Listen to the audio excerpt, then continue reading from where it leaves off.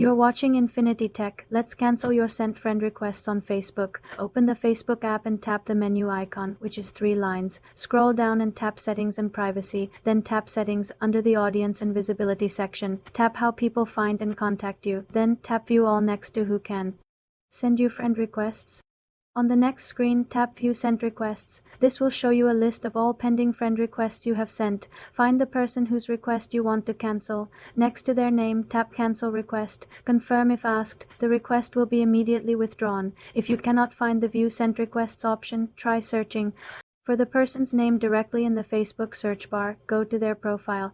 If you have a pending request, you will see a button that says Friend Request Sent. Tap this button and select Cancel Request from the options that appear. This method works for both the app and the website. For more simple computer tutorials, subscribe to the channel.